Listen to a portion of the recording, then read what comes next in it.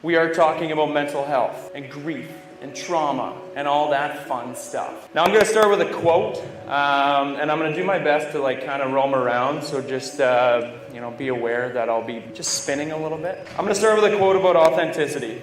Authenticity is something that I've tried to practice more and more in my life over these past couple of years, and I think the biggest thing when I do a speaking engagement, which, trust me, I actually hate talking about myself, even though I'm going to talk about myself for 45 minutes straight. I know it sounds weird, but authenticity is something that I now want to practice, and I hope that authenticity can resonate with you because it is a very valuable thing. So this quote states, "Authenticity is the daily practice of letting go of who we think we're supposed to be and embracing who we are. Choosing authenticity means, number one, cultivating the courage to be imperfect, to set boundaries, and to allow ourselves to be vulnerable. Number two, exercising the compassion that comes from knowing that we are all made of strength and we are all made of struggle. And number three, nurturing the connection and sense of belonging that can only happen when we believe that we are enough. Authenticity demands wholehearted living and loving, even when it's hard, even when we're wrestling with the shame and fear of not being good enough, and especially when the joy is so intense that we're afraid to let ourselves feel it."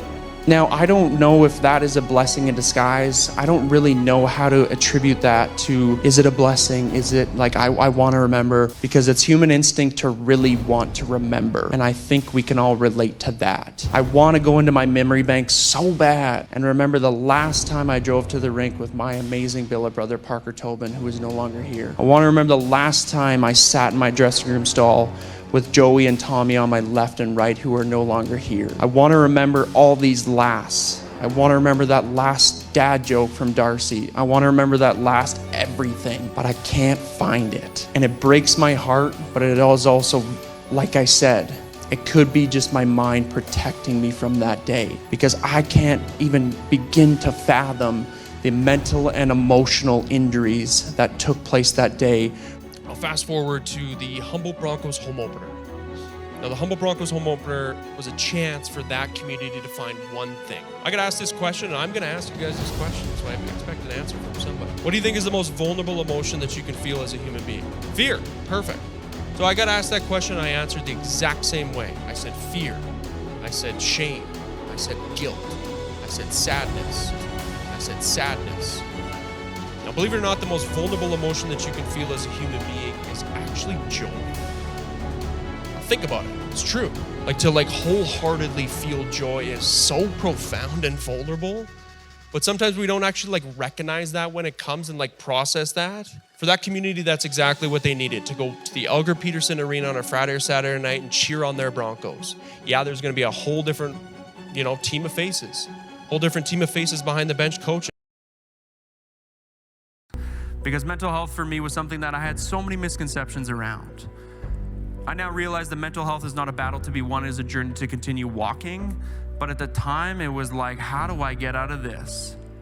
I wanted somebody to come show up at my door, knock at my door and be like, "Hey man, we know you're struggling. So here's the perfect formula for you. You follow this step by step by step, you check this box, you fill in this blank, and you're done. You'll never have to think about it again." I wanted to move on. I always attached mental health to weakness, to shame, to burden, to fear, to judgment. I never wanted any of my friends to get to a place where it's "Oh geez, he's crying again. I can't take him this time. Anybody else want him?" I never wanted to put my friends in that position, so I didn't. So I shut down. Meaningless conversations. We've all been asked the question of "Hey, how are you doing? How can I help out? What do you need from me?" And unfortunately, I think a lot of us have been guilty of being "I'm fine. Don't worry about me. I'm just taking it day by day. Don't worry about me." Because we diminish our own stories.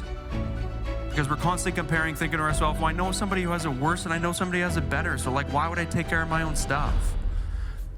I truly believe now that there's so much beauty and so much strength in being able to figure out what works for you. And putting your mental health and your story at the forefront of your lives. We constantly think to ourselves that it's a race. And we gotta rush. And then it's well, it happened 10 years ago. I don't really have to take care of it anymore. It's done. It's a long time ago. Once you remember that it's never too late to get involved in your own story. It's never too late to get involved in your own life while you're living in it.